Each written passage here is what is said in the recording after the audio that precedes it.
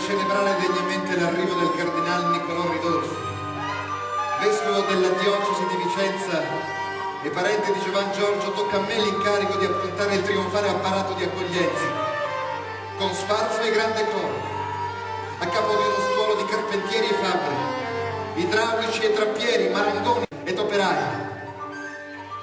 Col trissino inventiamo iscrizioni in latino, cartigli di benvenuto, addobbi e fregi per la solennità. Io studio la messa in scena di un fastoso progetto. Quinte ed impalcature coprono le facciate e Vicenza la bella cambia aspetto e diviene la città del futuro. Affascinante dopo l'arco di trionfo, tele dipinte e statue gigantesche, obelischi e fontane tra le quinte raffiguranti edifici di fogge nuove e strane, macchinari ingegnosi degni di un corteo imperiale.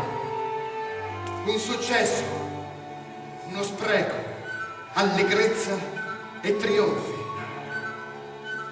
A quel dì di festa assisto soddisfatto. A 35 anni ormai la mia strada è segnata, costellata di imprese che affronto con passione e serietà e amore per la perfezione.